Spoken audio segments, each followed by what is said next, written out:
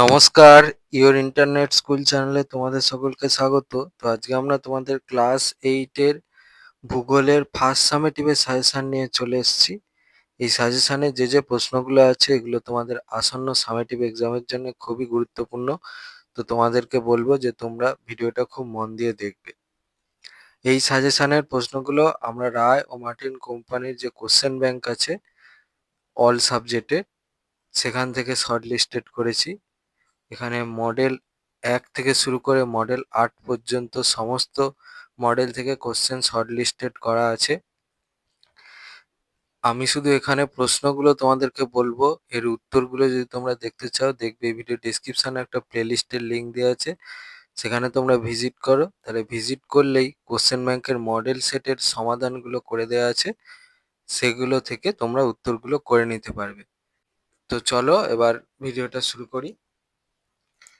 তো দেখো, প্রথমে এই সাজেশনে যে অধ্যায় থেকে প্রশ্ন থাকছে: পৃথিবীর অন্দরমহল, পৃথিবী, শিলা, ভারতের প্রতিবেশী দেশসমূহ ও তাদের সঙ্গে সম্পর্ক। প্রথমে পৃথিবীর অন্দরমহল থেকে এসএকিউ সাজেশন। তো আমি এই সাজেশনে হচ্ছে এসএকিউ মার্কস 2, মার্কস 3 আর মার্কস 5 এর প্রশ্নের সাজেশন দিয়েছি, এমসিকিউ সাজেশন দিইনি। এমসিকিউ সাজেশন দিইনি এই কারণেই, আমরা মনে করি যে তোমরা তোমাদের পাঠ্য বইটা যদি খুব ভালো করে পড়ো তাহলে সমস্ত এমসিকিউ সাজেশনের উত্তর করতে পারবে বলে আশা রাখি। তো প্রথম প্রশ্নটা বলেছে, শিয়াল ও সীমা স্তরের মধ্যে অবস্থিত বিযুক্তি রেখা কোনটি? এটা মডেল 2 থেকে নেওয়া হয়েছে। পরের প্রশ্নটা বলেছে, সত্য অথবা মিথ্যা লেখো। পদার্থের ঘনত্ব বলতে বোঝায় প্রতি ঘন সেন্টিমিটারে পদার্থের ওজন। এটা মডেল 3 থেকে নেওয়া হয়েছে। পরের প্রশ্নটা হচ্ছে, সত্য অথবা মিথ্যা লেখো। পৃথিবীর অভ্যন্তরে প্রতি 33 মিটারে 1 ডিগ্রি সেলসিয়াস তাপমাত্রা বৃদ্ধি পায়। এটা মডেল 3 থেকে নেওয়া হয়েছে। পরের প্রশ্নটা বলেছে, শূন্যস্থান পূরণ করো। ভূত্বক ও গুরুমণ্ডলের মাঝে ড্যাশ বিযুক্তি রেখা অবস্থিত। এটা মডেল 4 থেকে নেওয়া হয়েছে। পরের প্রশ্নটা বলেছে, লাভা বলতে কি বোঝো? এটা মডেল 4 থেকে নেওয়া হয়েছে। পরের প্রশ্নটা বলেছে, ভূপৃষ্ঠ থেকে পৃথিবীর কেন্দ্রের দূরত্ব কত? এটা মডেল 5 থেকে নেওয়া হয়েছে। পরের প্রশ্নটা বলেছে, শূন্যস্থান পূরণ করো। গুরুমণ্ডল ও কেন্দ্রমণ্ডলের মাঝে আছে ড্যাশ বিযুক্তি রেখা। এটা মডেল 5 থেকে নেওয়া হয়েছে। পরের প্রশ্নটা হচ্ছে, সত্য অথবা মিথ্যা লেখো। কেন্দ্রমণ্ডলের প্রধান উপাদান হলো অ্যালুমিনিয়াম ও সিলিকন। এটা মডেল 7 থেকে নেওয়া হয়েছে। এবার হচ্ছে 2 নম্বর মানের প্রশ্ন সাজেশন। প্রশ্নটা বলেছে, অ্যাসথেনোস্ফিয়ার কাকে বলে? এটা মডেল 4 থেকে নেওয়া হয়েছে। এবার হচ্ছে 3 নম্বর মানের প্রশ্নের সাজেশন। প্রথম প্রশ্নটা বলেছে, আ আ আর পা হো হো কি? এটা মডেল 2 থেকে নেওয়া হয়েছে। পরের প্রশ্নটা বলেছে, বিপর্যয় ব্যবস্থাপনা কিভাবে করা সম্ভব তা লেখো। এটা মডেল 2 থেকে নেওয়া হয়েছে। পরের প্রশ্নটা বলেছে, ম্যাগমা ও লাভা কি তা লেখো। এটা মডেল 2 থেকে নেওয়া হয়েছে। পরের প্রশ্নটা বলেছে, ম্যাগমা ও লাভার মধ্যে পার্থক্য কি? এটা মডেল 5 থেকে নেওয়া হয়েছে। আছে 5 নম্বর মানের প্রশ্ন সাজেশন। প্রথম প্রশ্নটা বলেছে, পৃথিবীর ভূ অভ্যন্তরের স্তর বিন্যাস করে বিভিন্ন অংশগুলি চিহ্নিত করো কেবলমাত্র চিত্রের মাধ্যমে। এটা মডেল 3 থেকে নেওয়া হয়েছে। পরের প্রশ্নটা বলেছে, চিত্রসহ পৃথিবীর অভ্যন্তরীণ ভাগের গঠন দেখাও। এটা মডেল 4 থেকে নেওয়া হয়েছে। এবার হচ্ছে অস্তিত্ব পৃথিবী থেকে এসিকিউ সাজেশন। প্রথম প্রশ্নটা বলেছে, শিয়াল ও সীমা স্তরের মধ্যে অবস্থিত বিযুক্তি রেখা কোনটি? এটা মডেল 2 থেকে নেওয়া হয়েছে। পরের প্রশ্নটা রয়েছে, আলফ্রেড ওয়েগনারের প্রস্তাবিত তত্ত্বটির নাম লেখো। এটা মডেল 2 থেকে নেওয়া হয়েছে। পরের প্রশ্নটা হচ্ছে, সত্য অথবা মিথ্যা লেখো। পৃথিবী সৃষ্টির থেকে আজ পর্যন্ত সময়কে ভূতাত্ত্বিক কাল বলে। এটা মডেল 3 থেকে নেওয়া হয়েছে। পরের প্রশ্নটা রয়েছে, সত্য অথবা মিথ্যা লেখো। পাতের চলনের প্রধান শক্তি পরিচলন স্রোত। এটা মডেল 3 থেকে নেওয়া হয়েছে। পরের প্রশ্নটা বলছে, ভূমিকম্পের তীব্রতা মাপার যন্ত্রের নাম কি? এটা মডেল 5 থেকে নেওয়া হয়েছে। পরের প্রশ্নটা রয়েছে, শূন্যস্থান পূরণ করো। বর্তমানে পৃথিবীর প্রধান পাতের সংখ্যা ড্যাশ। এটা মডেল 5 থেকে নেওয়া হয়েছে। এবারে আছে 2 নম্বর মানের প্রশ্নের সাজেশন। ভূমিকম্পের কেন্দ্র উপকেন্দ্র বলতে কি বোঝো? এটা মডেল 4 থেকে নেওয়া হয়েছে। এবার হচ্ছে 3 নম্বর মানের প্রশ্নের সাজেশন। প্রথম প্রশ্নটা বলেছে, অপসারী পাত সীমানাকে কেন গঠনকারী পাত সীমানা বলা হয়? এটা মডেল 1 থেকে নেওয়া হয়েছে। পরের প্রশ্নটা বলেছে, সক্রিয়তার ভিত্তিতে আগ্নেয়গিরি কয় প্রকার ও কি কি? প্রত্যেক প্রকারের সংজ্ঞা লেখো ও একটি করে উদাহরণ দাও। এটা মডেল 1 থেকে নেওয়া হয়েছে। আচ্ছা, কিছু প্রশ্নে হচ্ছে পার্ট মার্কস থাকবে, কিছু প্রশ্নে পার্ট মার্কস থাকবে না। যে প্রশ্নে পার্ট মার্কস থাকবে সেটা তোমরা দেখতেই পাবে। যে প্রশ্নে পার্ট মার্কস থাকবে না সেগুলো হচ্ছে ওই যত নাম্বারের প্রশ্ন আছে, মানে ধরো মার্কস 3 এর যদি কোনো প্রশ্ন হয় তাহলে 3 নম্বরের ফুল মার্কস, 2 এর যদি কোনো প্রশ্ন হয় তাহলে 2 নম্বরের ফুল মার্কস ওই প্রশ্নের মান, 5 নম্বরের যদি প্রশ্ন হয় তাহলে 5 নম্বরের ফুল মার্কস। এটা একটু খেয়াল রাখবে। পরের প্রশ্নটা বলেছে গুরুমণ্ডলের গঠন বর্ণনা করো, এটা মডেল 2 থেকে নেওয়া হয়েছে। পরের প্রশ্নটা বলেছে অভিসারী পাত সীমানা বলতে কি বোঝো, উদাহরণ দাও, এটা মডেল 4 থেকে নেওয়া হয়েছে। পরের প্রশ্নটা বলছে অভিসারী ও অপসারী পাত সীমানায় পাতের চলনের প্রভাবে কি ঘটনা ঘটে, এটা মডেল 5 থেকে নেওয়া হয়েছে। পরের প্রশ্নটা বলেছে নিরপেক্ষ পাত সীমানার দুটি বৈশিষ্ট্য উল্লেখ করো, এর একটি উদাহরণ দাও। প্রশ্নমান হচ্ছে 2+1, এটা মডেল 6 থেকে নেওয়া হয়েছে। পরের প্রশ্নটা বলছে ভূমিকম্পের 3টি প্রাকৃতিক কারণ উল্লেখ করো, এটা মডেল 6 থেকে নেওয়া হয়েছে। পরের প্রশ্নটা বলছে ভূমিকম্পের ফলে সৃষ্ট এস তরঙ্গের দুটি বৈশিষ্ট্য উল্লেখ করো, পৃথিবীর 70% ভূমিকম্প এই বলয়টির নাম লেখো। প্রশ্নমান হচ্ছে 2+1, এটা মডেল 6 থেকে নেওয়া হয়েছে। পরের প্রশ্নটা বলেছে অপসারী ও অভিসারী পাত সীমানার মধ্যে পার্থক্য লেখো, এটা মডেল 7 থেকে নেওয়া হয়েছে। পরের প্রশ্নটা বলছে ভূমিকম্পের মনুষ্যসৃষ্ট কারণগুলো লেখো, এটা মডেল 8 থেকে নেওয়া হয়েছে। পরের প্রশ্ন জাপান কেন ভূমিকম্প প্রবণ, এটা মডেল 8 থেকে নেওয়া হয়েছে। এবার হচ্ছে 5 নম্বর মানে প্রশ্নের সাজেশন। প্রথম প্রশ্নটা বলেছে অপসারী, অভিসারী ও নিরপেক্ষ পাত সীমানা ব্যাখ্যা করো, এটা মডেল 2 থেকে নেওয়া হয়েছে। পরের প্রশ্নটা বলেছে কিভাবে দুটি পাতের সংঘর্ষে ভঙ্গিল পর্বতের সৃষ্টি হয় তা চিত্র সহ ব্যাখ্যা করো, এটা মডেল 5 থেকে নেওয়া হয়েছে। এবার আছে শিলা অধ্যায় থেকে সাজেশন, এসএকিউ সাজেশন। প্রথম প্রশ্নটা বলছে পেন্সিলের শীষ কোন শিলা দিয়ে তৈরি হয়, এটা মডেল 5 থেকে নেওয়া হয়েছে। পরের প্রশ্নটা বলছে সত্য অথবা মিথ্যা লেখো, কাদা পাথর একটি পাললিক শিলা, এটা মডেল 7 থেকে নেওয়া হয়েছে।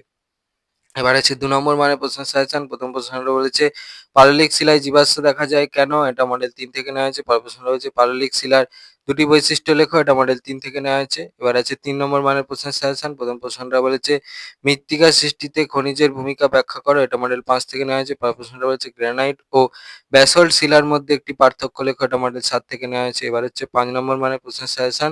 প্রথম প্রশ্নটা বলেছে প্রাথমিক শিলা কাকে বলে, উদাহরণ সহ আগ্নেয় শিলার শ্রেণীবিভাগ করো। প্রশ্নমান হচ্ছে 2+3, এটা মডেল 1 থেকে নেওয়া হয়েছে।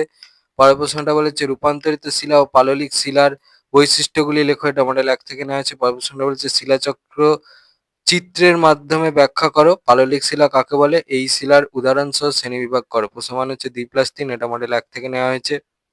পরের প্রশ্নটা বলেছে আগ্নেয় ও পাললিক শিলার বিশেষত্বগুলি লেখো, এটা মডেল 2 থেকে নেওয়া হয়েছে। পরের প্রশ্নটা বলছে শিলাচক্র ব্যাখ্যা করো, এটা মডেল 2 থেকে নেওয়া হয়েছে। পরের প্রশ্নটা বলেছে অপসারী, অভিসারী ও নিরপেক্ষ পাত সীমানা ব্যাখ্যা করো, এটা মডেল 2 থেকে নেওয়া হয়েছে। পরের প্রশ্নটা বলছে আগ্নেয় শিলা কাকে বলে, উদাহরণ দাও। নিঃসারী ও উদ্ভিদী শিলার 3টি পার্থক্য লেখো। প্রশ্নমান হচ্ছে 2+1+2, এটা মডেল 4 থেকে নেওয়া হয়েছে। পরের প্রশ্নটা বলেছে উৎপত্তি অনুসারে আগ্নেয় শিলার শ্রেণীবিভাগ করো, এটা মডেল 5 থেকে নেওয়া হয়েছে। পরের প্রশ্নটা বলেছে চিত্রসহ শিলাচক্রের একটি সংক্ষিপ্ত বিবরণ দাও, এটা মডেল 6 থেকে নেওয়া হয়েছে। পরের প্রশ্নটা হচ্ছে গ্রানাইট শিলার রূপান্তরিত রূপটির নাম লেখো, আগ্নেয় শিলার 3টি বিশেষত্ব লেখো, জিপসামের একটি ব্যবহার লেখো। প্রশ্নমানগুলো হচ্ছে 1+3+1, এটা মডেল 6 থেকে নেওয়া হয়েছে। পরের প্রশ্নটা বলেছে রূপান্তরিত শিলার 3টি ব্যবহার উল্লেখ করো, বর্ণ এবং প্রবেশ্যতার নিরিখে গ্রাফাইট ও ব্যাসল্টের পার্থক্য নিরূপণ করো। প্রশ্নমান হচ্ছে 3+2, এটা মডেল 6 থেকে নেওয়া আছে। পরের প্রশ্নটা বলেছে চিত্রের সাহায্যে শিলাচক্রের বিবরণ দাও, মহস্কেল কি, কাস্ট ভূমিরূপ কাকে বলে। প্রশ্নমান হচ্ছে 3+1+1, এটা মডেল 7 থেকে নেওয়া হয়েছে। পরের প্রশ্নটা বলেছে যান্ত্রিক উপায়ে গঠিত পাললিক শিলা কয় প্রকার এবং প্রত্যেক প্রকার শিলার বিবরণ দাও, শিলা থেকে মাটি সৃষ্টির প্রক্রিয়া আলোচনা করো। প্রশ্নমান হচ্ছে 3+2, এটা মডেল 7 থেকে নেওয়া হয়েছে। পরের প্রশ্নটা বলেছে গ্রানাইট শিলার রূপান্তরিত রূপটির নাম লেখো, আগ্নেয় শিলার বিশেষত্ব লেখো, উৎপত্তি অনুসারে আগ্নেয় শিলা কয় প্রকার ও প্রত্যেক প্রকার শিলার সংজ্ঞা সহ উদাহরণ দাও। প্রশ্নমানগুলো হচ্ছে 1+1+3, এটা মডেল 7 থেকে নেওয়া হয়েছে। পরের প্রশ্নটা বলেছে আগ্নেয় শিলা কাকে বলে, উৎপত্তি অনুযায়ী আগ্নেয় শিলার শ্রেণীবিভাগ করে বিবরণ দাও। প্রশ্নমান হচ্ছে 2+3, এটা মডেল 8 থেকে নেওয়া হয়েছে। পরের প্রশ্নটা বলেছে পাললিক শিলার উৎপত্তি কিভাবে হয় এবং এর 3টি বৈশিষ্ট্য লেখো, এটা মডেল 8 থেকে নেওয়া আছে। এবার পরের যে অধ্যায় থেকে তোমাদের সাজেশন আছে সেটা হচ্ছে ভারতের প্রতিবেশী দেশসমূহ ও তাদের সঙ্গে সম্পর্ক, এর এসএকিউ সাজেশন। প্রথম প্রশ্নটা হচ্ছে শূন্যস্থান পূরণ করো, বাংলাদেশের উচ্চতম শৃঙ্গ ড্যাশ, এটা মডেল 1 থেকে নেওয়া হয়েছে। পরের প্রশ্নটা হচ্ছে শূন্যস্থান পূরণ করো ড্যাশ ভুটানের প্রধান ভাষা, এটা মডেল 1 থেকে নেওয়া হয়েছে। পরের প্রশ্নটা হচ্ছে সত্য অথবা নেপালকে বজ্রপাতের দেশ বলা হয়, এটা মডেল 1 থেকে নেওয়া হয়েছে। পরের প্রশ্নটা বলছে সত্য অথবা মিথ্যা লেখো, মূল্যবান রত্ন হিসেবে শ্রীলঙ্কার পদ্মরাগমণির খ্যাতি পৃথিবীজোড়া, এটা মডেল 1 থেকে নেওয়া হয়েছে। পরের প্রশ্নটা বলেছে শ্রীলঙ্কার প্রধান নদীর নাম লেখো, এটা মডেল 2 থেকে নেওয়া হয়েছে। পরের প্রশ্নটা বলেছে মায়ানমারে পাওয়া যায় এমন মূল্যবান রত্নটির নাম কি, এটা মডেল 2 থেকে নেওয়া হয়েছে। পরের প্রশ্নটা হচ্ছে শূন্যস্থান পূরণ করো, শ্রীলঙ্কার রাজধানী হলো ড্যাশ, এটা মডেল 3 থেকে নেওয়া হয়েছে। পরের প্রশ্নটা হচ্ছে শূন্যস্থান পূরণ করো ড্যাশ নদীর মিলনস্থলে চুখা জলবিদ্যুৎ প্রকল্প রয়েছে, এটা মডেল 3 থেকে নেওয়া হয়েছে। পরের প্রশ্ন রয়েছে শূন্যস্থান পূরণ করো। প্যাগোডার দেশ বলা হয় ড্যাশকে, এটা মডেল 3 থেকে নেওয়া হয়েছে। পরের প্রশ্ন রয়েছে শূন্যস্থান পূরণ করো। ভারতের প্রতিবেশী দেশের সংখ্যা ড্যাশ, এটা মডেল 3 থেকে নেওয়া হয়েছে। পরের প্রশ্ন রয়েছে শূন্যস্থান পূরণ করো। সার্কের সদর দপ্তর ড্যাশ, এটা মডেল 4 থেকে নেওয়া হয়েছে। পরের প্রশ্নটা বলেছে দারুচিনি দ্বীপ কাকে বলে, এটা মডেল 4 থেকে নেওয়া হয়েছে। পরের প্রশ্নটা বলেছে লুম্বিনী কোন দেশের দর্শনীয় স্থান, এটা মডেল 5 থেকে নেওয়া হয়েছে। পরের প্রশ্নটা বলছে কত সালে সার্ক গঠিত হয়, এটা মডেল 5 থেকে নেওয়া হয়েছে। পরের প্রশ্নটা বলছে সত্য অথবা মিথ্যা লেখো। নেপালের রাজধানীর নাম নেপাইদাও, এটা মডেল 6 থেকে নেওয়া হয়েছে। পরের প্রশ্নটা বলছে পাকিস্তানের প্রধান নদীটির নাম লেখো, এটা মডেল 6 থেকে নেওয়া হয়েছে। পরের প্রশ্নটা হচ্ছে শূন্যস্থান পূরণ করো। পাকিস্তানের উচ্চতম শৃঙ্গ ড্যাশ, এটা মডেল 7 থেকে নেওয়া হয়েছে। পরের প্রশ্নটা হচ্ছে শূন্যস্থান পূরণ করো। মায়ানমারের রাজধানী ড্যাশ, এটা মডেল 7 থেকে নেওয়া হয়েছে। পরের প্রশ্ন রয়েছে শূন্যস্থান পূরণ করো। ইসলামাবাদ শব্দের অর্থ ড্যাশ, এটা মডেল 8 থেকে নেওয়া হয়েছে। পরের প্রশ্ন রয়েছে শূন্যস্থান পূরণ করো। ভারতের ক্ষুদ্রতম প্রতিবেশী দেশের নাম ড্যাশ, এটা মডেল 8 থেকে নেওয়া হয়েছে। পরের প্রশ্নটা বলেছে মায়ানমার এর পূর্ব নাম কি, এটা মডেল 8 থেকে নেওয়া হয়েছে। পরের প্রশ্নটা বলছে কোন দেশকে ল্যান্ড অফ থান্ডার ড্রাগন বলে, এটা মডেল 8 থেকে নেওয়া হয়েছে। পরের প্রশ্নটা বলেছে কোন কোন নদীর মিলিত প্রবাহ পদ্মা মেঘনা, এটা মডেল 8 থেকে নেওয়া হয়েছে। এবার হচ্ছে 2 নম্বর মানের প্রশ্নের সাজেশন।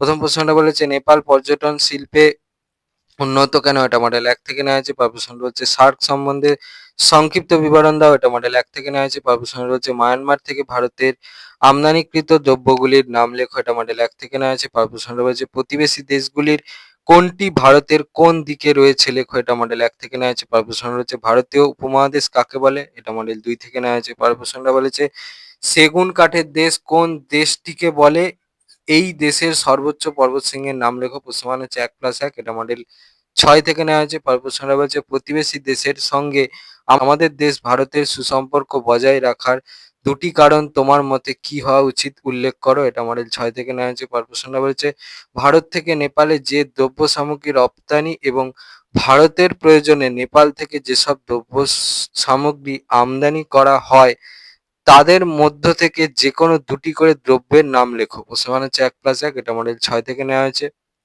পরের প্রশ্নটা বলেছে পাকিস্তানের জলসেচ ও কৃষিকাজ সম্পর্কে লেখো, এটা মডেল 7 থেকে নেওয়া হয়েছে। পরের প্রশ্ন রয়েছে ভুটান থেকে ভারতের আমদানিকৃত দ্রব্যগুলির নাম লেখো, এটা মডেল 7 থেকে নেওয়া হয়েছে।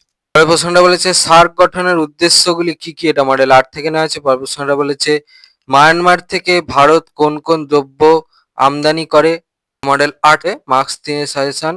প্রথম প্রশ্নটা বলেছে ভারতকে কেন উপমহাদেশ বলা হয়, এটা মডেল 5 থেকে নেওয়া হয়েছে। এবার হচ্ছে 5 নম্বর মানের প্রশ্নের সাজেশন। প্রথম প্রশ্নটা বলেছে মায়ানমারের খনিজ ও বনজ সম্পদ সম্পর্কে লেখো। প্রশ্ন মান হচ্ছে আড়াই করে, এটা মডেল 4 থেকে নেওয়া হয়েছে। পরের প্রশ্নটা বলেছে নেপালের অধিবাসীদের অর্থনৈতিক কার্যাবলীর বিবরণ দাও, এটা মডেল 5 থেকে নেওয়া হয়েছে। তো এই ছিল তোমাদের ক্লাস 8 এর ভূগোলের ফার্স্ট সামেটিভের সাজেশন। তো তোমাদের যদি এই ভিডিওটা ভালো লেগে থাকে তাহলে ভিডিওটাকে অবশ্যই লাইক করে দাও এবং আমাদের চ্যানেলটাকে অবশ্যই সাবস্ক্রাইব করে দাও। এই ধরনের ভিডিও নোটিফিকেশন চটজলদি পেতে হলে আমাদের চ্যানেলটাকে সাবস্ক্রাইব করার পাশাপাশি পাশে থাকা বেল আইকনে গিয়ে অবশ্যই ক্লিক করে দাও, যাতে করে ভিডিও আপলোড হওয়ার সাথে সাথেই তোমরা তার নোটিফিকেশন পেয়ে যাও। আর দেখবে ভিডিও ডিসক্রিপশনে আমাদের টেলিগ্রাম এবং হোয়াটসঅ্যাপ গ্রুপের লিঙ্ক দেওয়া আছে, সেখানে তোমরা চটজলদি জয়েন করে যাও, যাতে করে সাজেশনের পিডিএফগুলো ফ্রিতে এবং চটজলদি কালেকশন করে নিতে পারো। তো আজকের মতো ভিডিওটা এই পর্যন্তই, দেখা হচ্ছে পরবর্তী ভিডিওতে।